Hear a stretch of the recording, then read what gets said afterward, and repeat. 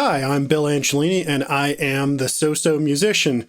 I'm here with another fake Q&A, and the last one was so popular, I actually have a new fake sponsor for the show. Hurley's Home Vasectomy Kit. Works just like the slap chop. Slap it once, twice, and you're gonna love my nuts because they don't work anymore. Anyway, I have a lot of fake questions today, and two real ones, so let's get right into it. Fake Q&A! Pat Healy asks, what order do you record the tracks? Which come first, typically? That's a good question, Pat. It depends on the song and how rehearsed I am for the song. I usually try to do it traditionally, where I start with the rhythm section, doing drums, followed by bass, followed by guitars, and then keyboards. But some of the songs, if I'm really well rehearsed and depending on where my drum kit is, I've actually recorded guitars and bass prior to drums, and it comes out pretty successfully. I'm playing to a click track, so I usually don't have too much of a problem lining the drums up. But yeah, to answer your question, it depends. So you have no method. That's helpful. Fake Q&A! Skipperoonie Flapjacks asks, what's the secret of the Donovan's Burger? That's a great question. I happen to know the secret. It's a mixture of Redacted! Redacted! Redacted! and that's what makes it so delicious.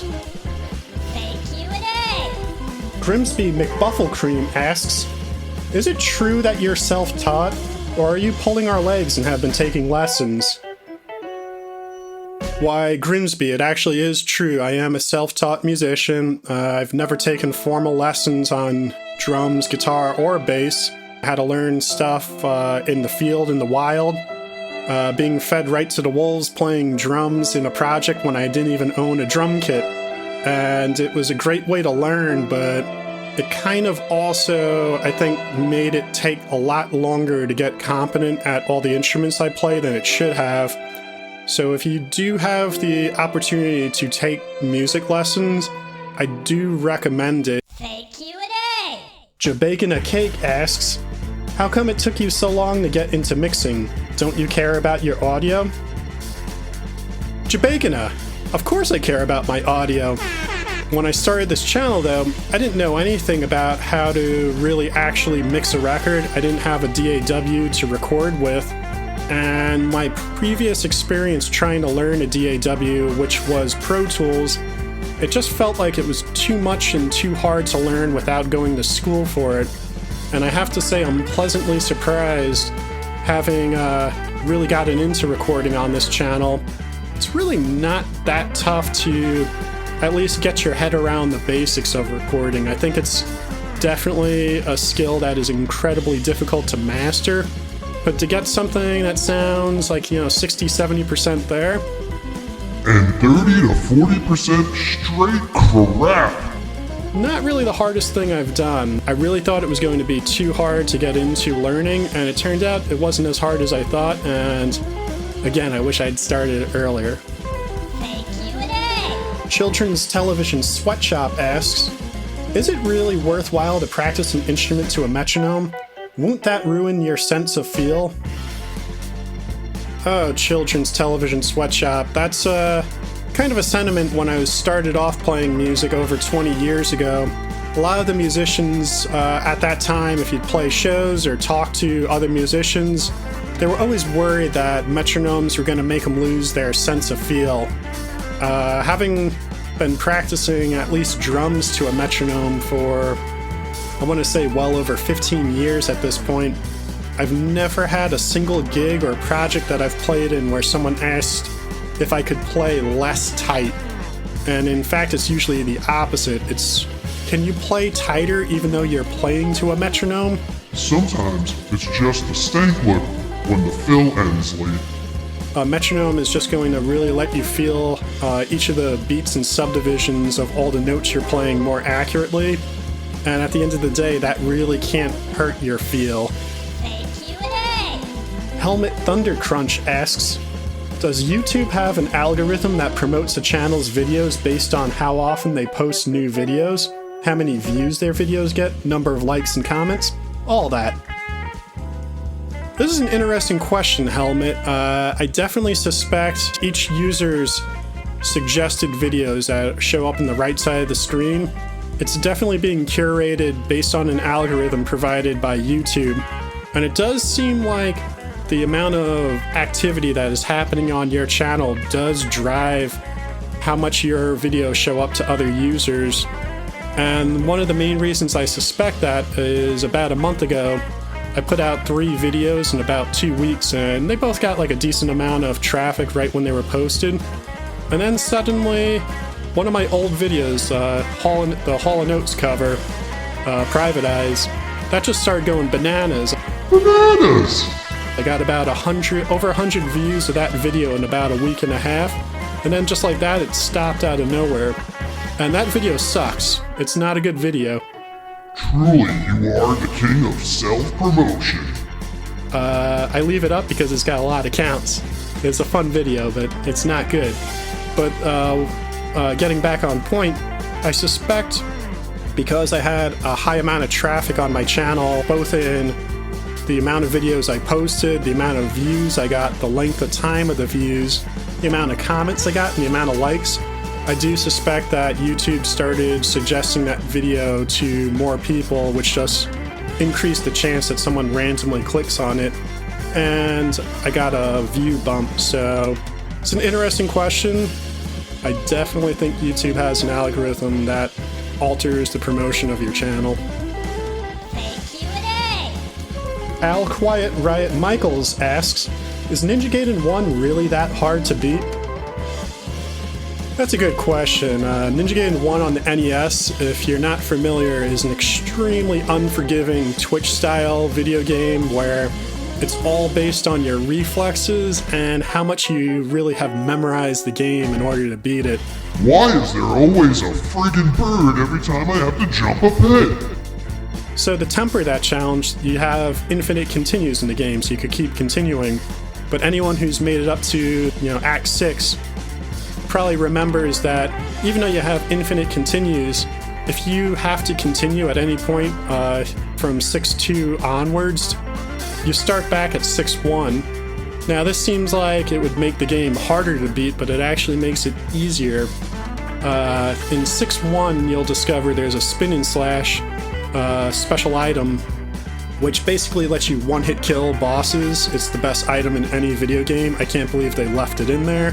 That's probably why it's not in the rest of the series, but anyway, if you can make it through the entire, 6-1, 6-2, and 6-3 without picking up another weapon and without dying, you have a spin and slash when you get to the last boss, which there's 3 phases of, and you can pretty much one-hit kill him.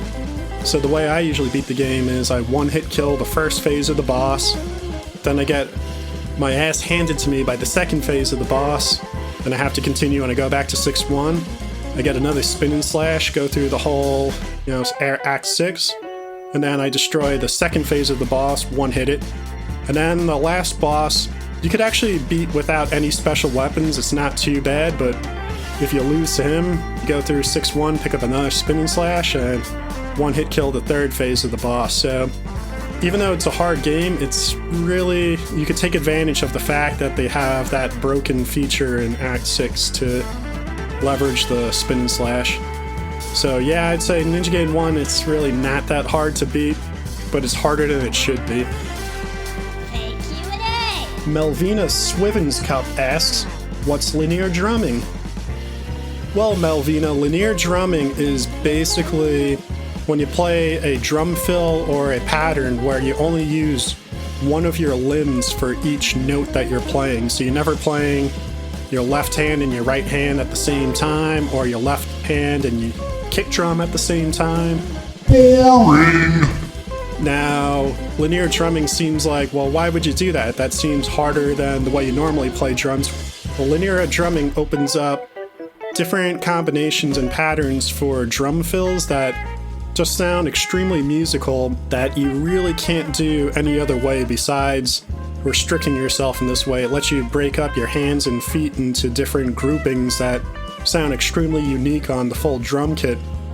And when you start applying this technique to grooves, you could really come up with these extremely complicated sounding grooves that are just patterns that you've taught yourself to kind of use as building blocks similar to drum rudiments. but you're playing these patterns in the context of a groove.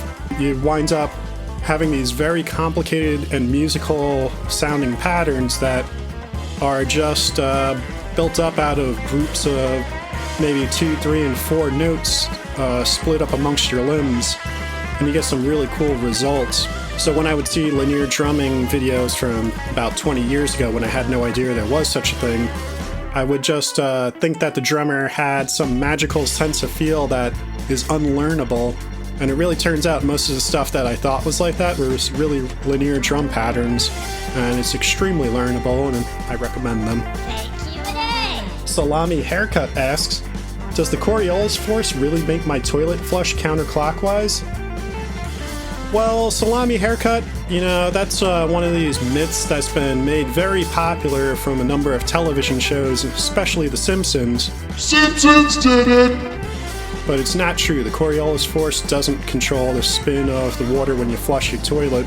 The Coriolis force is a relatively weak force.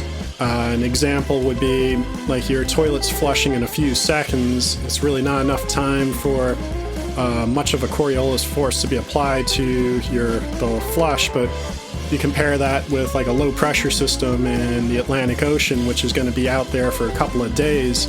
That is definitely going to be affected by the Coriolis force.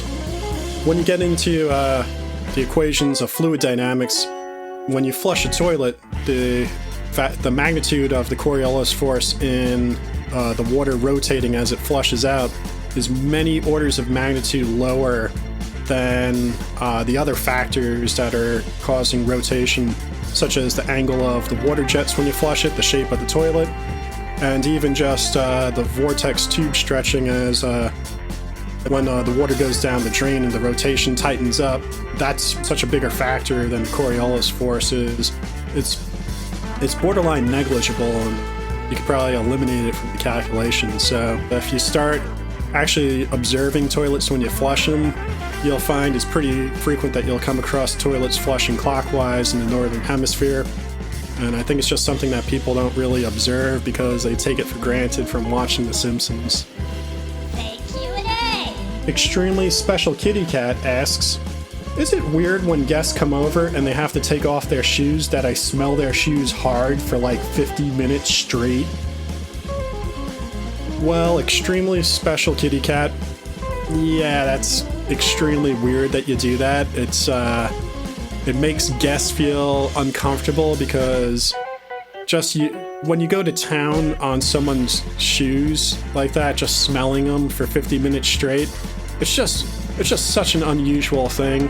I'd recommend doing other weird kitty cat things instead of smelling shoes. We'll still think you're weird, but not as weird.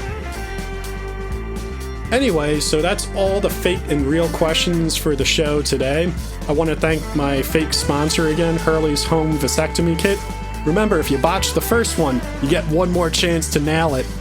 If you like what you've seen on this channel, such as these question and answer sessions, or if you like the music videos I've been putting out, make sure you hit that subscribe button. And you could also follow me on Facebook, and I'll see you for the next session. Take care, folks.